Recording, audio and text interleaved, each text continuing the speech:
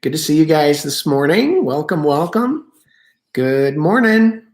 Good morning. It's live at 11. And it smells really good in here. Smells like candles. It's the best smell ever. Smells like matches. Birthday cake. I wish there was a cake underneath these birthday candles, but we've got these birthday candles. We should have just one. I know, but you know why? 51. You're 51. Kevin's turning 51 tomorrow. So this is the birthday edition. Yep. And you can make a wish? Yeah. Do you make a wish? Do you usually wish? Not that often. You don't wish? No. You have everything? I just get it done through hard work. That's right. Who needs to wish? Are you Okay. going to light my eyelashes? So pretend like there's a big honking piece of cheesecake underneath these candles because that's Kevin's birthday treat of choice. Yeah. Turtle cheesecake. That's close. It used to be. Yeah. Yeah. Yeah. Fresh strawberries. Mm-hmm. Mm-hmm. Sometimes just straight up. Sometimes straight up. I like it with as much chunks of cookie dough and Reese's and Oreo and brownies drizzle on top. I like anything that has the word explosion or death in it, like lava. Death by whatever. Yeah. Like put a piece of carrot cake in my cheesecake. Why don't you? Actually, I do like carrot cake as well. No, I said carrot cake in the cheesecake. Right. Just kidding. All right. So blow out your candles. Happy birthday to Kevin. Yay. Oh, can you smell? Ooh, we just dripped wax. Best smell ever. So we're going to do Kevin's birthday edition. That was a crazy look. On Facebook Live. Hey, look crazy. All you want. You're going to be 51. Mm-hmm. So 50. We are going to do a birthday edition here on Facebook Live at 11. Okay. And this gets to be all about Kevin for one moment. I love all about Kevin days. And so I'm just going to ask Kevin some questions and he's going to answer. Wow. Birthday edition. So the first thing that I was wondering is if you could look back over this past year and share with us just a highlight, a high moment of the last year, of year 51 of your life. Yeah. What are the other questions going to be? I'm going to think of them as you talk. Okay. Because so Molly told me she was going to ask me that, the kind of like a highlight of the year question. And I was thinking about our fast and, over the Lenten season, Thrive did a fast. And I shared with you guys that there were 3 really, really big things in my life that I was going to pray and fast towards. And they're things that I'd been carrying for a really long time anyway. And so those 3 things that I shared were salvation for my parents, because they used to be followers of Christ, and then they stopped doing that a long time ago. And so that was a big one. And then for a full recovery of my hip, because I've had kind of an ongoing issue with my hip and had surgery and all that good stuff. And then lastly, a building for Thrive. And so we prayed and we fasted, and I am not a particularly good faster. I'm a better prayer, but I'm not that great at fasting. So before we started it, for like a month before we started fasting, I was actually not looking forward to it. But then as time got closer and closer, I got more and more excited about it. And by the time we got to, you remember, like the week before the fast, I think we were both just like, let's do this. Let's just, get it. Do you know why? Do you remember why you got excited about fasting? I just had an anticipation that God was in it and that God was going to do something. I just really believed, kind of like a deposit of God. I believe sort of supernaturally that God was going to move. Well, you were preaching on fasting for a few weeks. And you're so I right. think that as you were digging into God's heart, he was speaking to you about what he wanted to do in fasting. And that's actually one of the things that I love about preaching, is that like when we preach, we dig into the Bible and we actually get to catch like some of the great things about God and what God's doing and stuff like that. So at any rate, so we entered that 40 days of prayer and fasting. And like I said, I was praying and fasting for my parents to begin a relationship with God, because they hadn't done that in a really long time, for a new building for Thrive, and that my hip would get healed. And if I were to put those in order of what would be most likely to least likely and what would happen first to last, I would have probably said that the hip would happen, that I could see maybe happening, even though it's been a really long time. I certainly thought we would get a building, and the thing that I had the least faith for was for my parents to begin a relationship with God. And so we did our prayer and fasting, and after probably 30 days of it, really, really surprisingly, I was talking to my mom on the phone, and we were just chatting, and I said, "How's it going?" And she said, "Well, you would be very interested to know that that Dad and I are trying to begin a relationship with God." And I said, "You're kidding me." And she said, "No." She said, we are just wanting to find our faith again. And she said, I'm wanting to read a Bible." And they were reading a book called Mere Christianity by C.S. Lewis.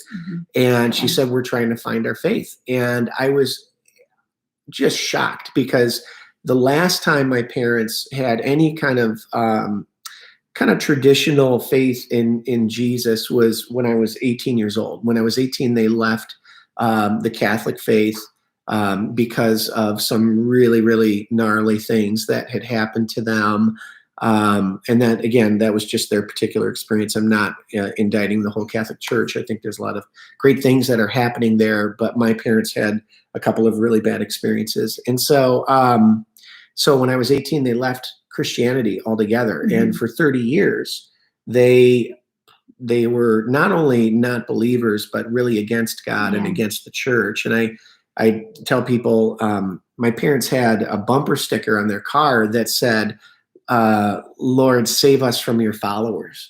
And so they were like really, really hurt by the church. And so I prayed and prayed for literally thousands of hours that my parents would come back to faith, but I didn't have any faith for it myself.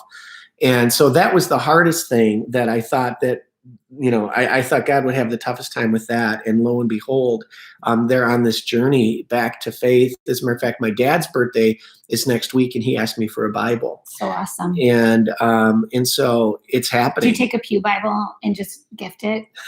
No, he wants, strangely, he wants this really kind of outdated version of the Bible, but he likes it, and he's memorized some of it. Good. So, Awesome. so I am, and again, to be honest with you, like, the thing that was most important in my heart wasn't actually a building for Thrive. It wasn't actually my hip. It would be salvation for my family. Eternity. And so that's the highlight. And it just, for me, I just have learned that, first of all, that God can do anything. I mean, he literally can do absolutely anything. And I would just encourage you guys that there is not a thing in the world, in your life, that God can't do. Yeah. Nothing. But I also am noting that, in spite of our persistent, pressing in spite of our amped up, pursuit of God, I got a breakthrough in one really important thing, and I don't have a breakthrough yet in the other two.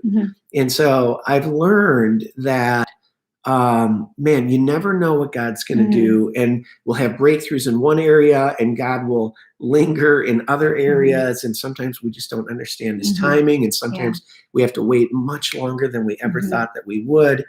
And so I think the trick is, what I'm learning as I get older, I think the trick is to be peaceful in the waiting and watchful for the breakthrough, because we will see those breakthroughs if we have eyes to see them. They're not always as dramatic as my parents coming back to faith, but if we have eyes to see what God is doing, we're going to see breakthroughs all over the place. And at the same time, there's just going to be areas of our life where we have to wait. And I don't know how long I'm going to have to wait on a building. I don't know how long I'm going to have to wait for my hip to be fully recovered.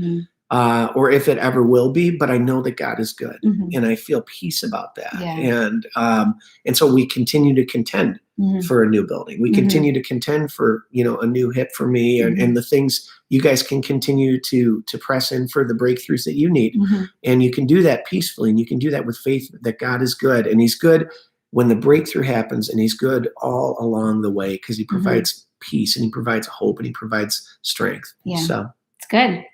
So, so you love golf. So favorite best round of golf in your 51st year. This is Kevin's birthday edition. Kevin's birthday is tomorrow. And so I'm just asking him some questions. Best round of golf last year. Oh gosh. It doesn't have to be the number. It could be like your best experience. Remember, low score is good. Yeah, low scores in golf are good. Just I have like a super horrible memory when it comes to really all things. So I'm going to have to draw back to last week.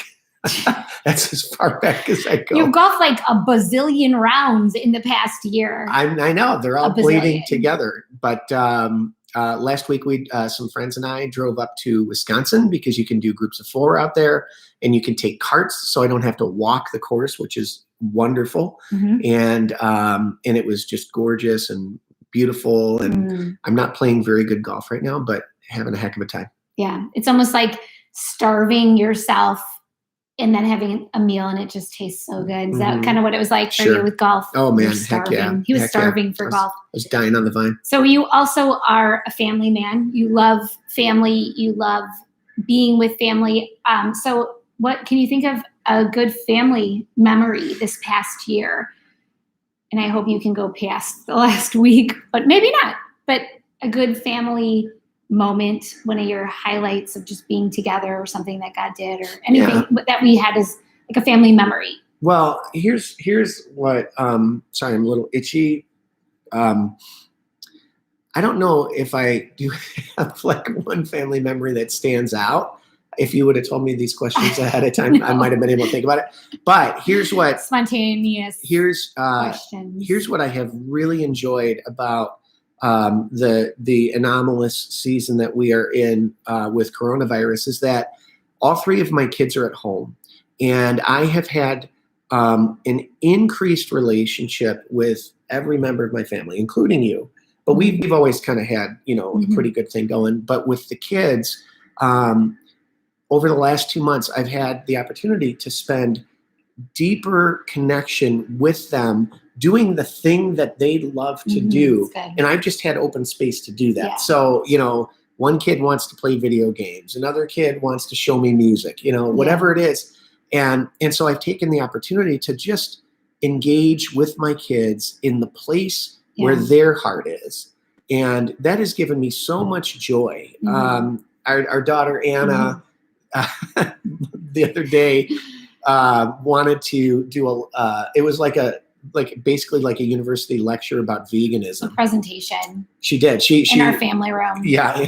She's like, do you want the long version or the medium version? There's no short version of this. And that's not an option. But because of what God is doing in the season, I said, I want the long version. Yeah. And so she had like 5 pages of solid notes, and she pled her case for me. It was a half an hour of why vegan. Yeah. And all the benefits. And Kevin just sat there and asked good questions. And he wasn't just like checked out.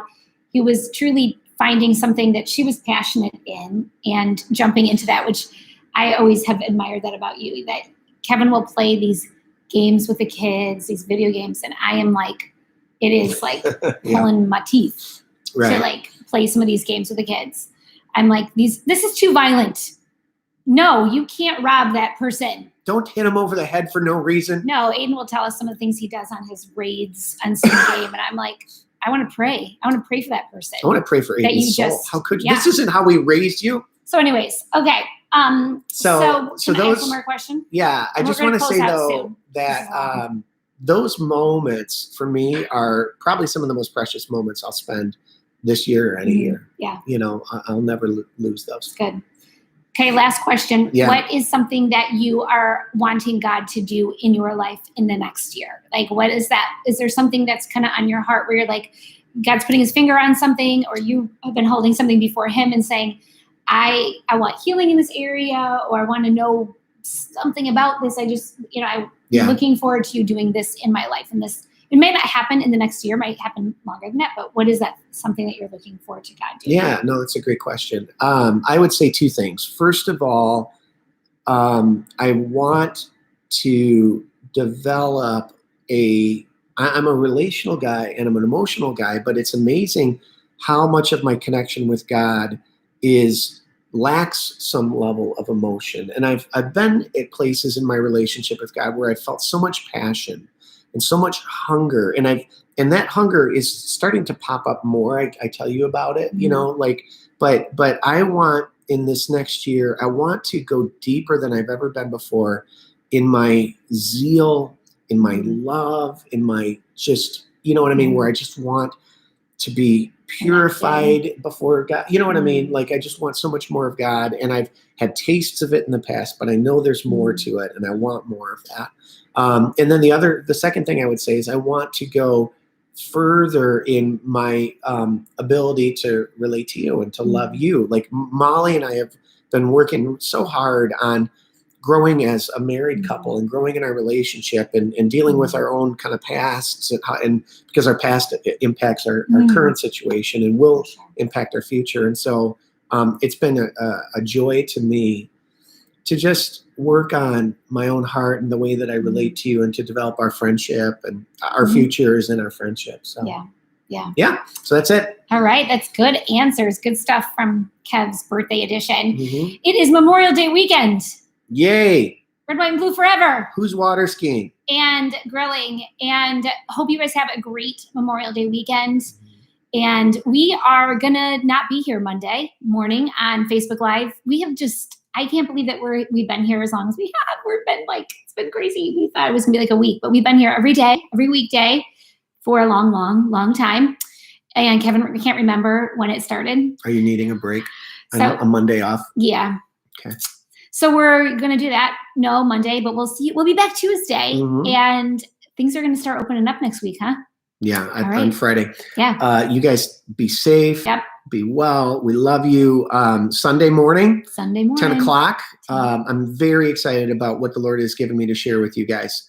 Yes. That's right. That's right. Kevin and Brooke share a birthday. I just saw that from Christy. It's so fun. So yeah, we'll see you Sunday and have an awesome Saturday. Love you guys. Love you. Bye. Bye.